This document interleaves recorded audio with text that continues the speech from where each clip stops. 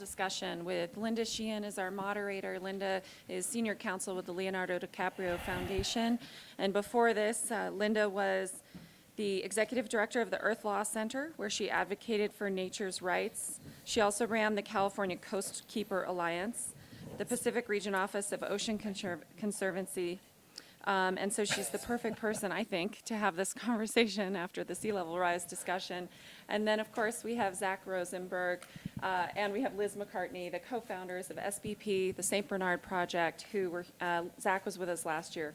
Incredibly important conversation. Thank you so much. Thank you, Amy, and thanks, Jeff, for setting this up so perfectly. The doom and gloom is going to continue for a bit, but there are some hopeful suggestions, and the work that you all have been doing is very inspirational, and there's a lot that we can learn from that, myself included.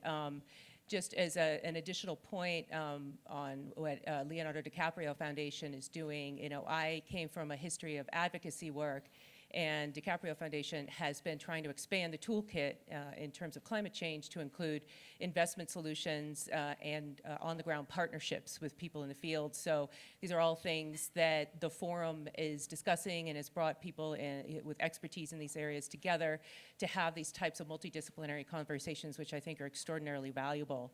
And I wanted to add to Jeff's point, and I'm sorry about your mom in Redding. You know, California has been on fire for a while, and I think that many of us in this audience, an increasing number of us, have a personal story about ourselves or somebody in our families or a close friend circle who have been impacted already by climate disasters. And I wanted to thank publicly Zack and Liz with regard to their work with regard to Hurricane Katrina and all their other work, because my brother's wife and her family were from Metairie, and their entire family were forced out of Metairie because of Hurricane Katrina, and they could never go back.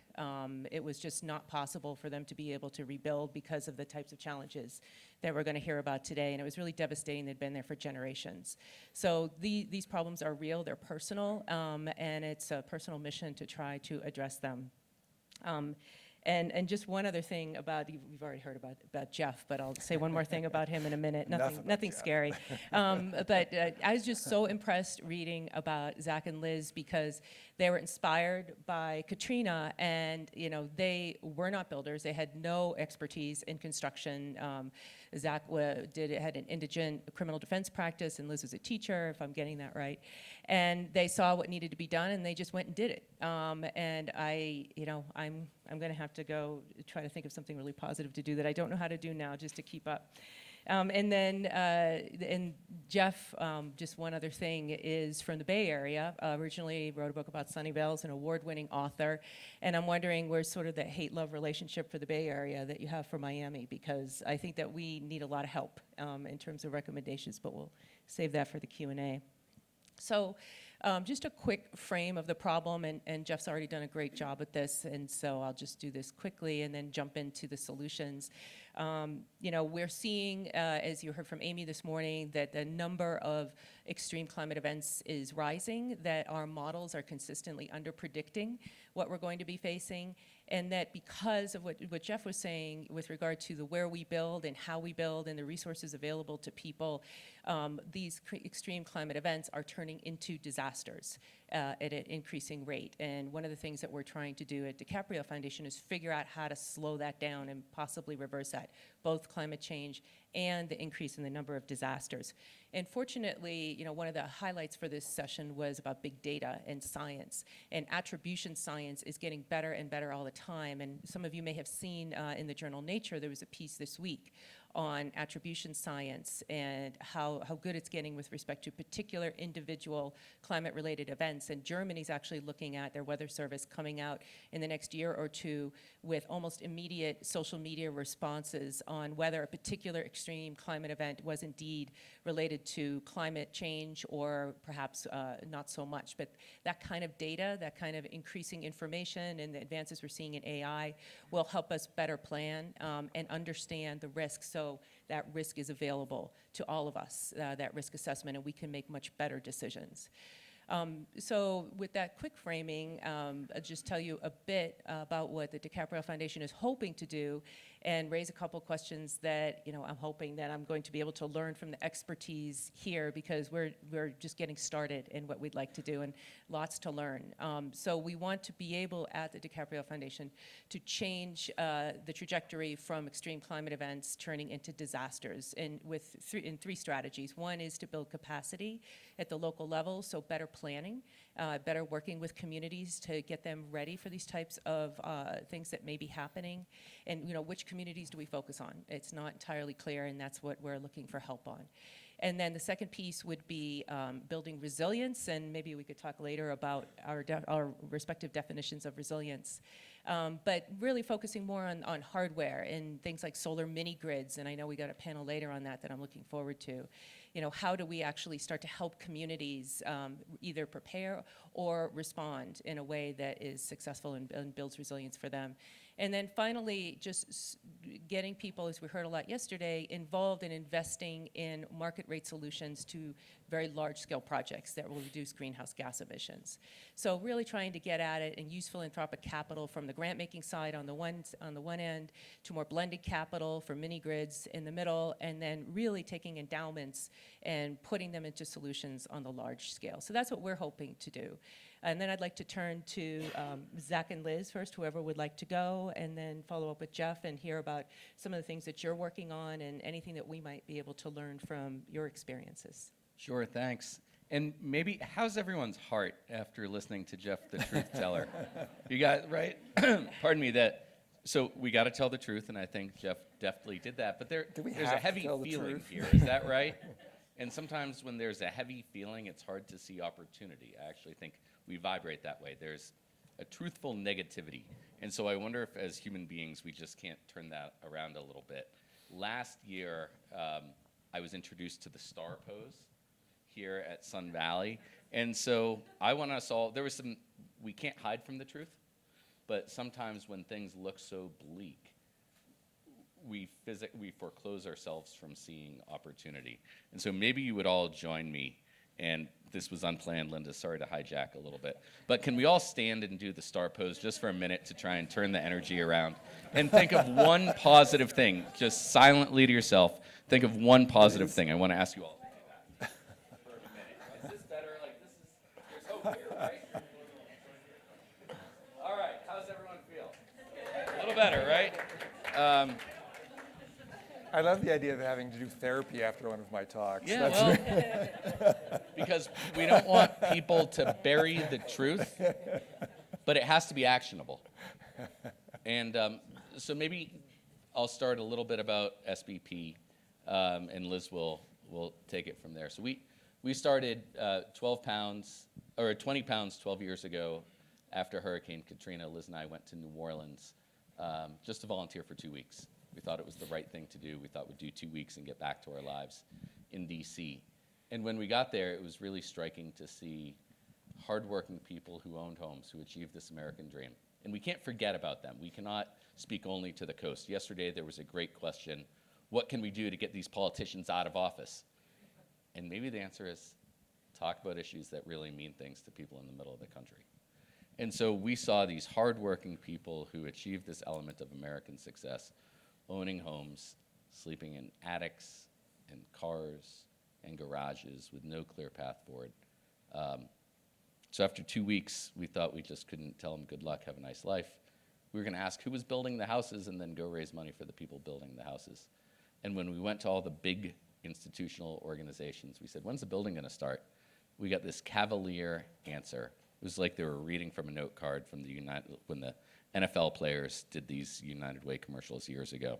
They said, we've done disaster recovery the same way for 30 years. Why would we change? Building is the third phase. We'll get to it when we get to it. And so we told them to go pound sand. We figured we'd move to New Orleans with no real plan and would build houses.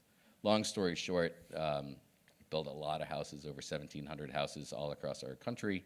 But here's what I want to frame up for folks. We realize that building houses is essential. People need hope and people need a place to live.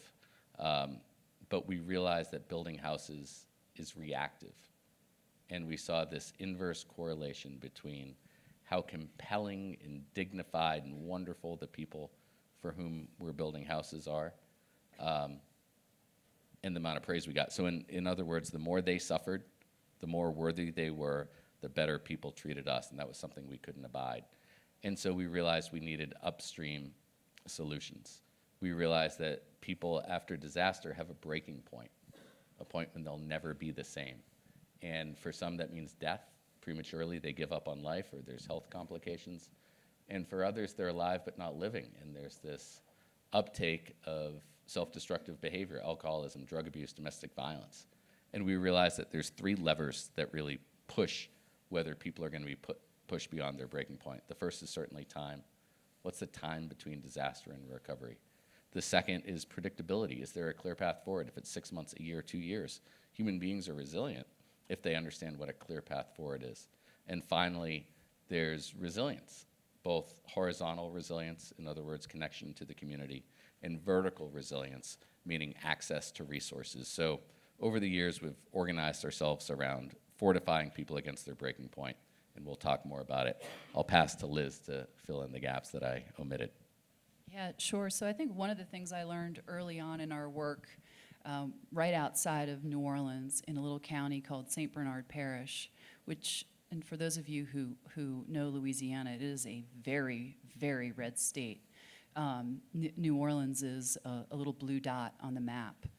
So this community that we first started working in, when we talked to people there about what happened in their community, and they got not a little bit of water, but thousands of homes got between 6 and 12, 14 feet of water.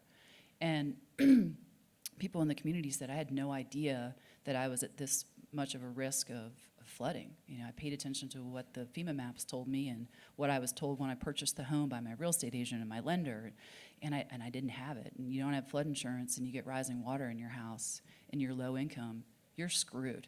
You're screwed. But the thing that was really eye-opening for me is that they understood what had happened to their environment over the last 40, 50, 60 years.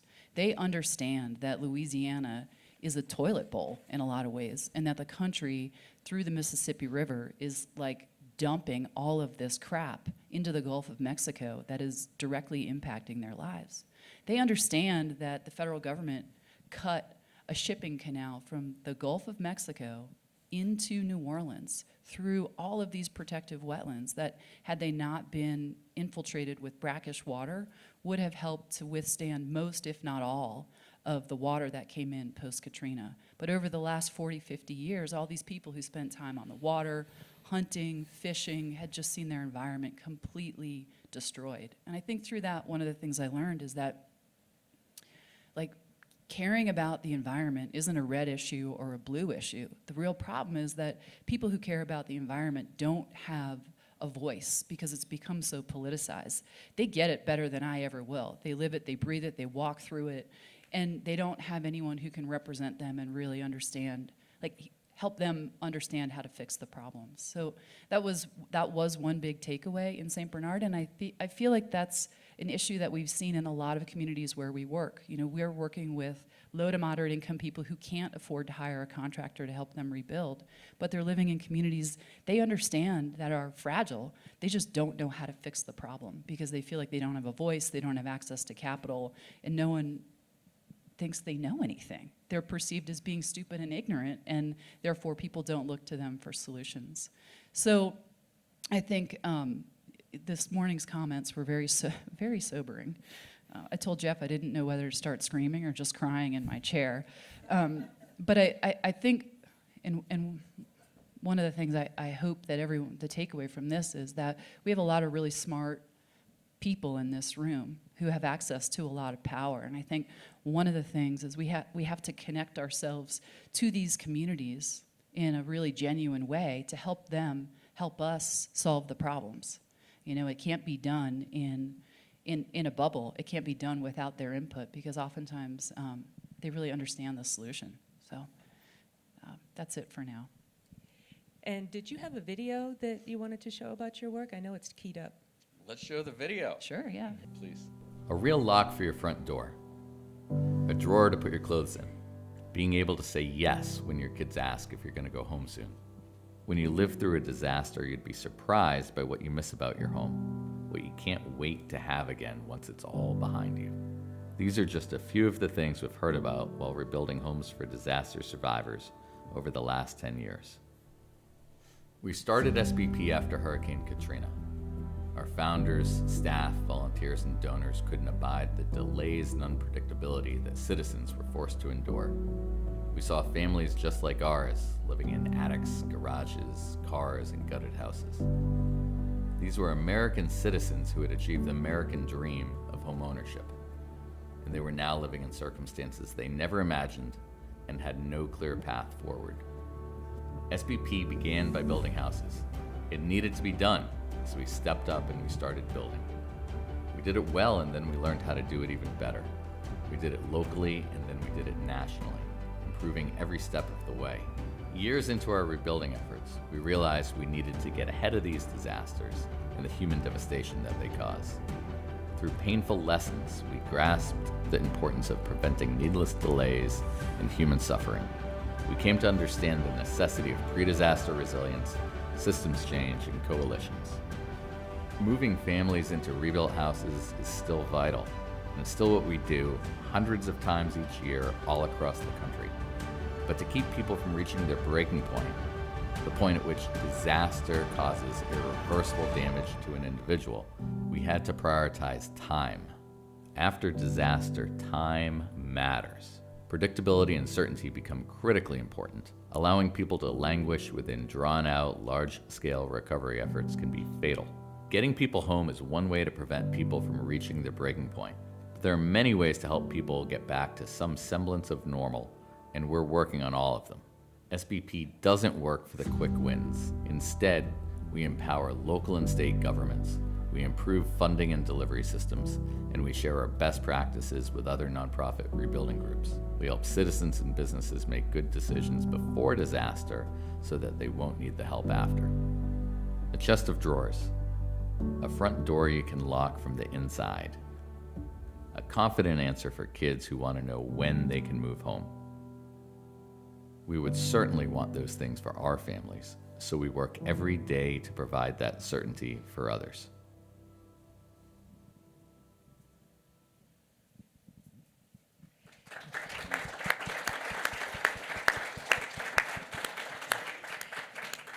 And before we turn to Jeff, I just was wondering if we were talking earlier in planning, and I was really interested in the role that data can play, and satellite data and drones, in giving us much better assessments after a disaster than, say, FEMA might be able to do, despite their best efforts.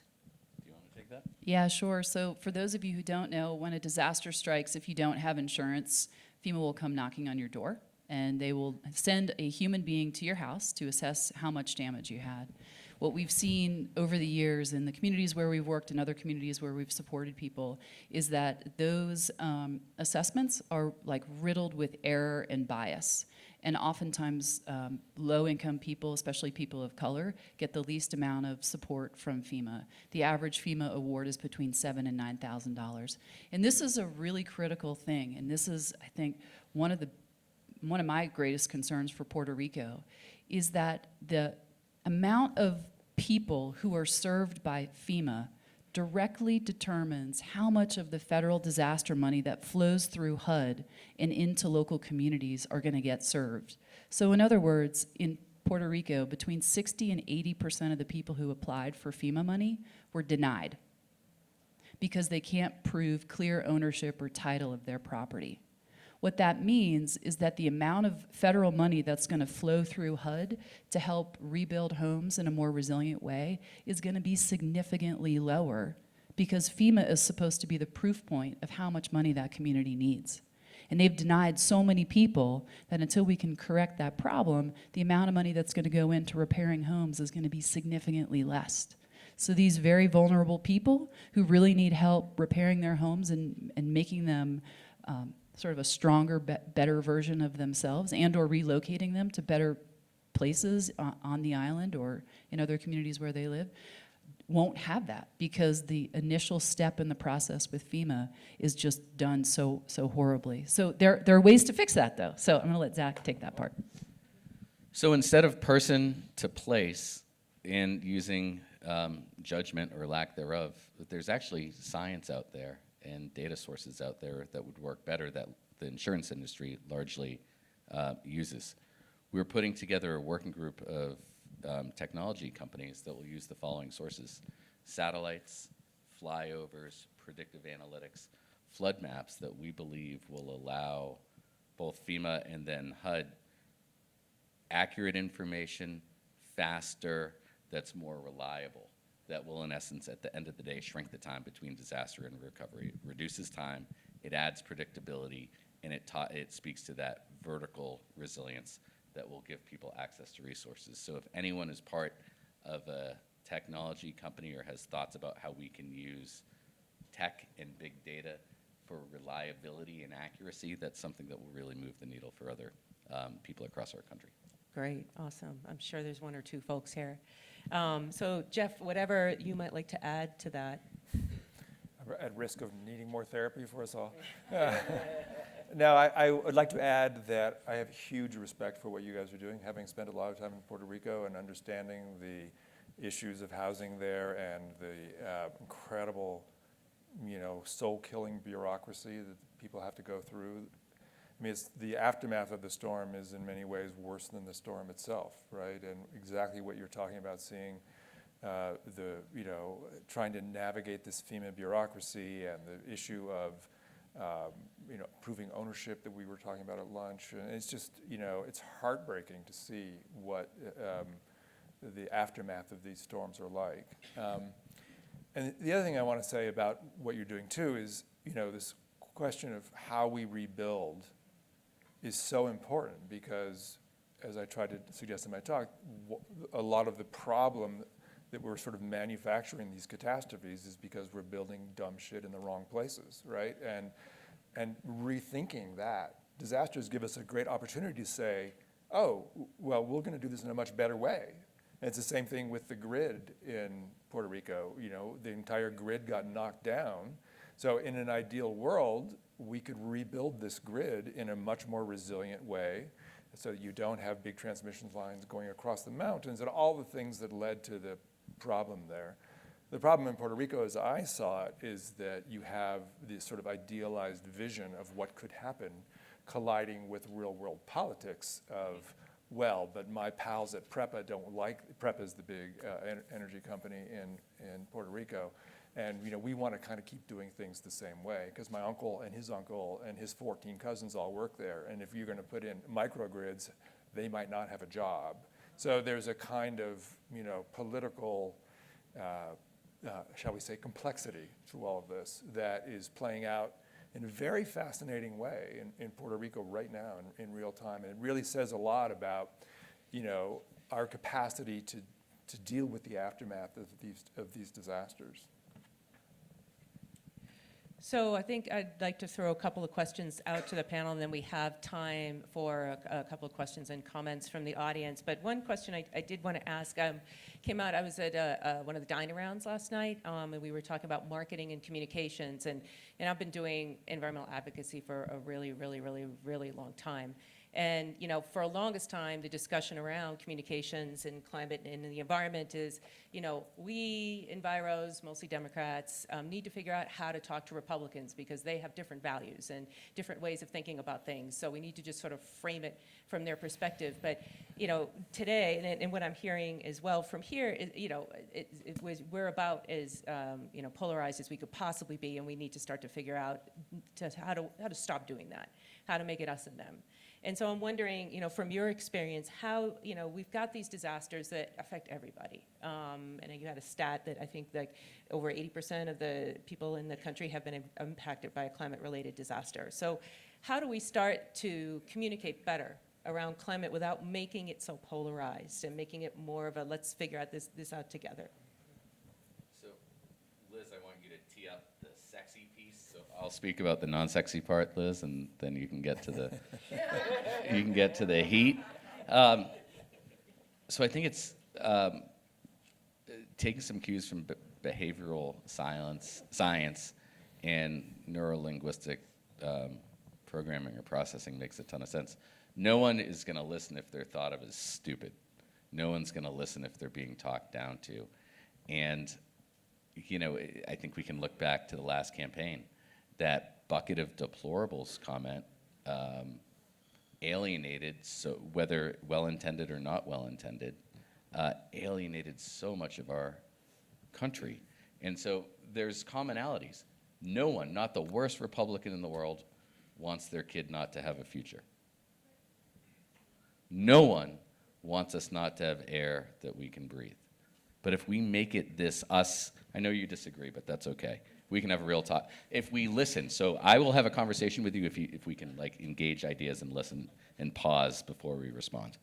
Shaking our head probably isn't. But so I think if we accept that other people who may disagree aren't coming from a bad place, or only very few of them are, we can have real dialogue. How do we make this stuff relevant for folks in the country who don't have the ability to travel here, stay in a beautiful hotel, can't even travel anywhere because their car doesn't work, right? How can we make things relevant? There is Maslow's, or Pavlov, or whichever one of them will be. Is it Pavlov? I don't know who the guy was. Right? And so we've got to accept that for some folks, 10 years from now isn't a certainty, it's a luxury, and let's respect that. Let's speak to people's immediate needs and give them hope and reason to believe that there is a future down the road. If we talk down to people, it's over. It may feel good. I'm sure with an fMRI, it will show that it's stimulating certain parts of our brain, being on a higher horse, but it doesn't solve any problems, I don't think. I didn't mean to pick on you, I guess. So I was saying to Linda, and I've said this to groups of, I've been to insurance conferences, which are really fascinating places, but and talked to rooms of people, and I think you made a great point. We have to make risk a lot more transparent. We also have to make insurance and things that people can do sexy and cool. I was saying to Linda, can you imagine if Leonardo DiCaprio was get flood insurance, right? Rates would skyrocket, right now pass it on. we have, I think, somewhere between roughly 45% of the country carries flood insurance, and that's just not enough. And yeah, they need it on the coast, but I was talking to someone yesterday about a community not very far from here that had a flood, and there was, I don't know how much water. It was really deep, and there was nowhere for it to go, and it sat there for weeks and weeks and weeks. And so it doesn't necessarily matter if you live on the coast or if you live inland. There's so many places that are susceptible to flooding. And I know that doesn't fix or solve the problem, but what it does do is really speaks to, I think, what the Sun Valley Institute speaks to, which is resilience is about both surviving and thriving. And we cannot build thriving communities if people can't get through the basic surviving part of it. And when your back is against the wall and you don't have any money and you're trying to feed your family, show up for work, be a nice human being, and you don't know when you're going to move back home, there is no way you can participate in the thriving part of the resilience conversation. And so any ways that we can make people understand both what their risk is and then things that they can do that are somewhat affordable that will help if something were to happen, help them recover quickly and really be a part of the conversation about how do we continue to become more resilient moving forward. And Jeff, you communicate for a living. What do you think about this? Well, first I wanted to say that maybe we could do a thing where we could get Leo on the cover of Rolling Stone in with his shirt off with an insurance form or something. Really make this work, do you think? Yeah, we might be able to do that, if we can work together I'll on pass that. it on. Okay. Yeah, I do communicate for a living, but I don't really think about it very much. I mean, I'm a journalist, not an activist, and I'm not very good at thinking about messaging. All I try to do is sort of tell the truth the best that I can tell it and tell a story. I think stories are really important.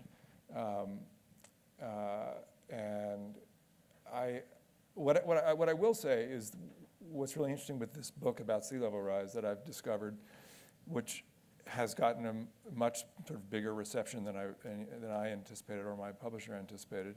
And I think what's driven a lot of it is money. It's people saying, should I sell my house on the coast? Should I, my house in the river valley? It's like, what is it? What do people are feeling like they have something personally at stake? And a lot of times it's money, but also a lot of times it's something they love. A lot of people come up to me and say, my grandfather or my great-grandfather built this house on the Jersey Shore, and I love this house, and it means everything to my family. And we go there for 3 weeks every summer, and I can't stand the notion that it's not going to be there. And what do I do? Should I move it? What are the risks? So it's made it very personal to a lot of people, and finding that kind of personal connection, whether it's through love or money, which are our two big, things that we care most about, is what I feel kind of the hooks that are apparent to me working on this book. Oh, that's very helpful, and we forget about stories, as a lawyer, and, they're just out the window. I'm dying to ask you all one more question, but I also want to open it. Oh, so many hands. Hi guys. Wow, loud mic. Hey, Terry O'Connor. I'm initially here for the Adventure Activist, but in my professional role, I'm a local emergency physician. I'm also the Blaine County Emergency Coordinator who's been on conference calls in regards to the recent fire. But also in my background, I got engaged to be a physician largely as a result of responding to incidents as a Park Service Ranger, firefighter, and also responding to natural disasters. So I am emotionally engaged. And I just wanted to dovetail on some comments both with Linda and Jeff in regards to storytelling and engagement, to kind of dovetail on previous conversations earlier in the week. I think we've done a really good job with a lot of products and movies, such as Before the Flood or Years of Living Dangerously, and excellent journalism, engaging emotionally the impact of natural disaster. But I think it's easy for a lot of people to say, it's not my backyard, or not to be emotionally engaged until it directly affects them. What colleagues like Jay Lemry and myself at the Colorado Consortium of Climate Change and Health are concerned about is that we as health clinicians are not doing a good enough job about engaging the public of the real public health harms of climate change, which I see as a big inevitability. And as I deal with this more and more, not in foreign countries, but in my own country, having evacuated our own hospital during the Beaver Creek fire, taking conference calls yesterday and this morning in regards to this fire, I feel like it's part of my duty to take good care of patients to also advocate for the impact of climate change on our health. And what can we do? Do you think we're doing a good enough job as health professionals in communicating this issue, and what can I do to do better? From your perspective and your investigation and those who you've collaborated with previously. So I guess this would be a question primarily for Linda or Jeff. I think he directed it to you. Yeah. Sorry. There's somebody up front. I think that's a great point. Yesterday I heard Jay and I think like 4 times yesterday it came up, it's not about polar bears, it's about people. And I do think that there's a legacy of elitism around talking about climate change, that it's about, that's unfairly connected with this, kind of liberalism and things. But I think that that's changing quickly now as the fact that everyone now is being touched by this in different kinds of ways, and that immediacy of it is becoming very, very real to a lot of people. But I also think that climate change and these risks that we're talking about and this transformation of our world that we're talking about, there's lots of different stories, right? Everybody has a different way of hooking into this. And for some people, it's about public health, and I think that's very underreported. And I think that's a way that people obviously deeply care about what this means for themselves and particularly for their children, right? And that needs to be talked about a lot more. But for other people, maybe polar bears are important. And there's different ways of telling this story, and I think that we need all of those ways. And we need to it's sort of like my going to Greenland and seeing that the soot from the wildfires in Idaho causes the ice to melt faster, which causes the water to rise in Bangladesh and Miami and causes the flood. I mean, the complicated, profound thing about climate change is it's one big story. It's like this huge feedback of this giant narrative, right? And so there's all these different ways in, and they all kind of connect in when you start thinking more deeply about it. And so I'm a big fan of this sort of idiosyncratic view of everyone needs to tell this story in the most powerful way that they can, and hook that into the larger story. And just to add to that quickly, in California, when Arnold Schwarzenegger was governor, he was, trying to push a lot of climate change initiatives.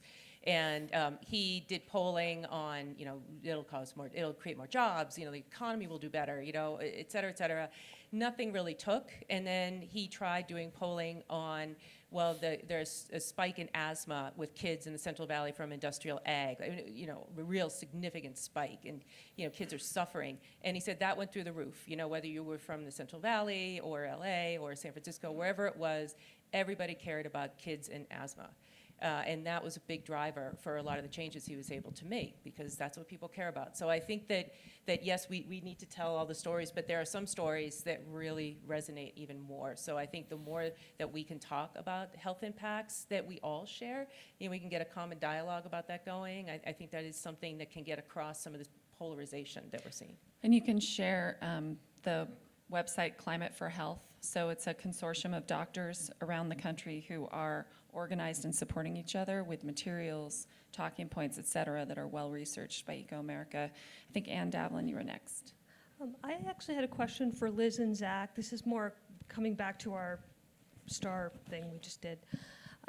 Could you talk a little bit about, Liz, I think you mentioned you met with some of the insurance companies, and could you talk a little bit about some of the private capital that's going into your projects, what's good and bad about that? And then maybe also, when you're building the housing, are you looking at, unfortunately, for resilience, so those are my questions, thanks. Maybe I can start with part two, and I'll tell you a little bit about two projects that we're working on in New Orleans. One of the after effects of Katrina in New Orleans is that the real estate market has become entirely unaffordable for the average working family in New Orleans. There was such a decrease in housing stock and an influx of people coming in to help, and then an influx of people coming into the community, seeing there was a lot of opportunity, that housing prices have tripled in the last few years, both homes for sale and homes for rent. So one of the things that we're doing is we're building, this is kind of crazy because I feel like the South in a lot of ways is really far behind in certain things, but we're building the first low-income housing tax credit funded multifamily project for veterans that will be net zero, certainly in the state of Louisiana and so far from what we can see in the Gulf Coast region.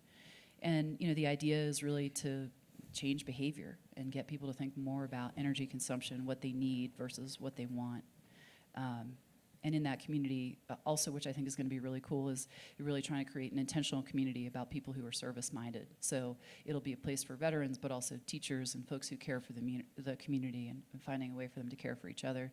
The second is we're doing, we redevelop property in New Orleans as well, and we will either sell or rent that to qualified buyers or renters. So we have a really interesting program that we're doing with a quasi-governmental agency in New Orleans where we're building homes for buyers at or below 80% AMI.